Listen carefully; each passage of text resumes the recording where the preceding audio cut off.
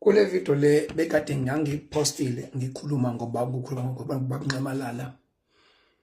Ziningi inhlamba bafowethu engitholile bengidelete ngoba bengafuni ukuthi laqhubeka indaba yokuthukwa. Baningi abayibonile, baningi futhi abangithukile.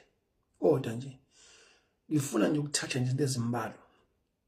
Ngenzela ukuthi nawe uma ungithuka kodwa ungithuke phela nawe khona understanding encane osunayo ngoba ngiyabona ukuthi abanye benu nje bayangithuka nje ngoba alukho nolwazi abanalo. Ubaba uNxamalala akabazi abantu bomkhonto wesizwe. Ubaba uNxamalala uyalethelwa abantu kuthiwa baba nangu umuntu right. Makudala umuntu othize uyalethelwa kuthiwa baba nangu umuntu, hayi baba lo uright. Ngobani?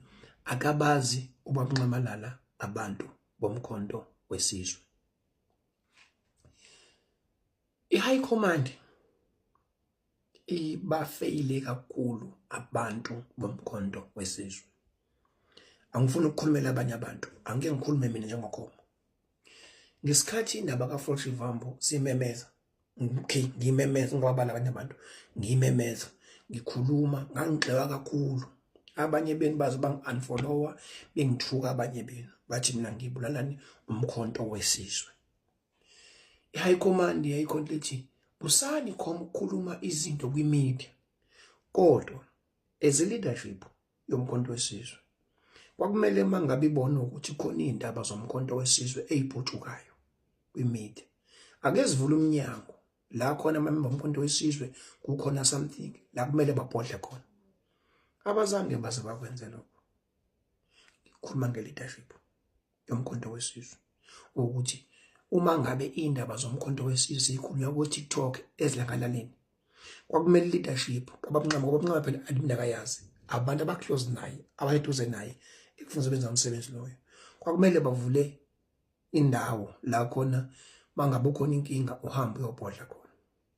Bangakwenza lokho i-leadership.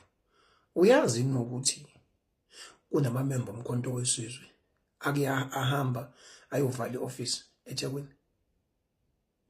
Yakwazi lokho? Ukhona amamemba omkhonto wesizwe akahamba afaka ingidi, akhipha la staff esingaphakathi, akhipha istaff afaka ingidi eThekwini. Ngenxa yey'nkinga, ngenxa yey'khala ababenazo ngoba umnyango awukho umnyango la khona bekhala khona. Yakwazi lokho? Okay, angikuyeke. Ngesikhathi ubaba uNxamalala eboshwa, abantu bakithi abamnyama ibona baphakama, balwa, balutha abanye kwenzakala into eyinkinga nje, especially eKZN naseGauteng. AmaNdiya ngaleso sikhathi leso ayebhizi wona enquma abantu bakithi abamnyama. AmaNdiya wona isikhathi leso ayebhizi ebulala abantu bakithi abamnyama. Kodwa usuthola isimanga kumkhonto wesizwe uma sekuthiwa kunendiya, kunamaNdiya akwaletwa bani million indaba zezikipa. SinoMancwane, SinoThapelo, TMB, abantu abagqokisa i-High Command, abantu abagqoka izikipa ze-High Command. But High Command itshema isuka lapha High Command yakhohlwa yibo. Kodwa bona bahle ngezikipa zabo zaThapelo noMancwane. Kodwa i-High Command yona yakhohlwa yibo, yagijima eMandiyeni. Kufela lokho. Khona de benza i-catering, umkhonto akabi namali.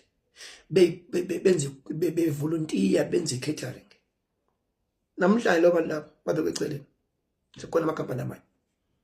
Kufela lokho. Kufela lokho. Namhlanje izikipa sesiprovidwa abantu baseZimbabwe eGauteng. Kufela lokho.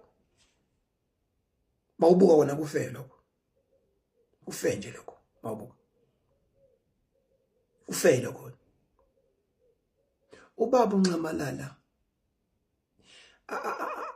into eningi ziyamjamba ngoba kunabantu abaseduze naye athembile kubona ukuthi lento lezi bazozenza kahle kodwa abenzi kahle. Abenzi kahle. Namhlanje khona abanye abahola 25,000 nje abahleli ema-ofisini namhlanje. Abakhuphuke ngathi thina sama-TikTokers nabanye kungathi basiphethe basivula benzani. Bonke kukhona nje abanye baphezulu namhlanje la bekhona bakhuphuke ngabantu abathize babakhafulela ngamathe phansi. Namhlanje baqhwakele ngoba umsebenzi wabo ukulanda umuntu badle igazi lakhe bakhuphuke baze azafike la ifika khona umuntu. Kufela. Ngenzela into abangithukayo ukuthi ithungithuka mfowethu kithi kodwa phela baclear kancane phela nawo. Yabona nawo phela baclear ukuthi labantu abakhala kangaka bakhalelani. Iphutha bamncamalala mina ngangenza kwethu angisoze bamncamalala mina ngambele umuntu ngeke abe naphutha. Iphutha labamncamalala kukhona la ngomblema khona angazange khona zawagcina amazwi akhe. Wayithe bamncamalala akekho umuntu ozovela beparachute. Wonke umuntu kumele asebenze ewadini yakhe abonale ngomsebenzi ewadini yakhe. Namhlanje kodwa ugcela ama-parachute lapha. Asuka ku-EFF, asuka ku-ANC, asuka ku-Bless wakhona. Kugcwele wona namhlanje. And ibona abantu namhlanje futhi abawubulalayo umkhonto wesizwe ngoba abayazi lento le yokukhulisa umkhonto wesizwe. Abayazi lento le. Bafike bona seku-right. Ingakho bebulala umkhonto wesizwe. Wonke ama-province anenkinga. Wonke ama-province anenkinga. Kunomlisa Mumbe e-Eastern Cape. Life yakhona kukuhlangene okunje ufika hlakaza ingobani parachute. Ubamncamala mina kuyobe ngenze likhulu iphutha uma ngabe ubaba ngiyombuka njengomuntu ongekalenzi iphutha. Kungenzeka futhi abaseduze naye bamenzise futhi amaphutha. Uma abantu bethi leadership yomkhonto wesizwe iyabafeyila, lawo bantu labo abaqamba amanga. Kwakhulunywa kwathiwa lento yemedia